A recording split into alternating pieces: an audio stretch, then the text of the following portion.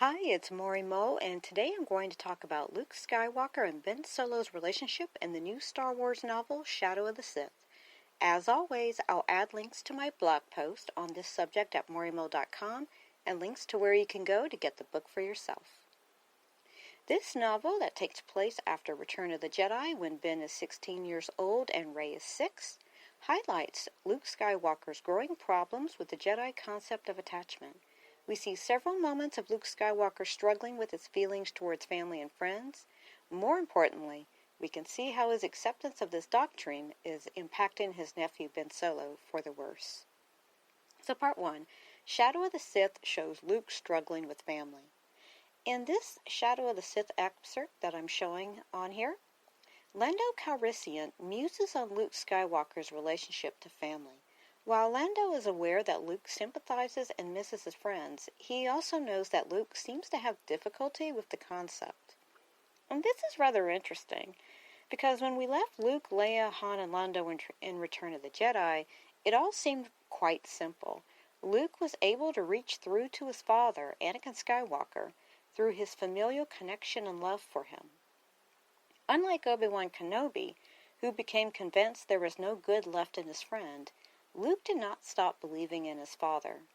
Luke in The Empire Strikes Back doesn't hesitate to try and save his friends. He makes serious errors, but his error is not his love for them, but his impulsivity and inability to focus on the present. So why does Luke struggle with family now? It should be noted that Jason Fry's adaptation for The Last Jedi has a point of view from Leia saying that Luke did not forbid attachments. How long ago was this prior to Shadow of the Sith? It should be noted that Luke doesn't actually even like adhering so strictly to the old Jedi dogma of no attachments. Luke in this book thinks, truth was, it was good to see his old friend Lando again. It had been too long, and Luke had to admit he felt guilty about that, no matter how hard he tried to adhere to the Jedi code of casting personal connections aside. But now was certainly not the time or place for a reunion. It truly seems that Luke Skywalker is going against his own nature in Shadow of the Sith. Unfortunately, readers can already see the repercussions this is having with Luke's nephew Ben Solo. Part 2. Luke's formality with Ben Solo is ruining their relationship. As Yoda famously told Luke Skywalker in Empire Strikes Back and later The Last Jedi, Luke focuses too much on the future and not on what's right in front of him. Twice in Shadow of the Sith, Luke corrects his nephew Ben Solo when the latter calls him uncle. He says, Ben, I've told you before. Ben Solo ran a hand through his mop of black hair. Yes, I'm sorry, Master Skywalker. Each time we have one of these scenes, Ben Solo either frowns or looks really downcast. It's clear in Shadow of the Sith that Ben truly loves his uncle, and it's also clear that Luke loves Ben. However, Luke continually tries to create formal separation between himself and Ben. And while Luke is aware that Ben Solo struggles with this, he acknowledges that Ben does try. Unfortunately, Luke thinks more of Ben's possible future as a Jedi Master than anything else. Luke doesn't truly engage with Ben to understand why his nephew would be upset at calling him Master. It's alarmingly clear that Ben Solo desperately wants his uncle to be his uncle, not just his Jedi Master. Ben Solo has been separated from his parents since he was 10 years old. His own family, his uncle, is right in front of him. But Luke pushes him away with formalizing semantics, and it's not what Ben needs. Despite Luke Skywalker's love and Lor San Tekka's respect for Ben Solo, neither man sees what the reader can see. That Ben Solo is resentful towards Lor San Tekka for monopolizing his uncle's time. I suspect that Luke wants to protect Ben from the dark side enemies and forces that he will encounter in the book.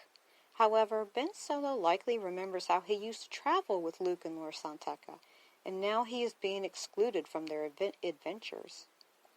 One thing that Shadow of the Sith does well in this book is to give hints as to why Ben will kill Lor San Tekka when he becomes Kylo Ren. Just as Kylo sees the Millennium Falcon as something that takes away the one he loves, Lor San Tekka is a man that took his uncle from him. Sadly, even towards the end of the book, Luke returns to the Jedi Temple of Ossus and reinforces the Master line. Ben Solo is extremely happy to see Luke Skywalker and wants to be regaled of the stories he has. It's not difficult to see how Palpatine and Snoke will use Ben's perception of being abandoned by family to turn him to the dark.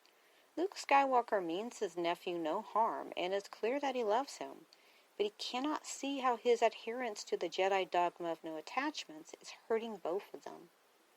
So, part 3, why is Luke Skywalker acting this way? Well, this isn't the first time we've seen Luke treat family as mutually exclusive of being a Jedi.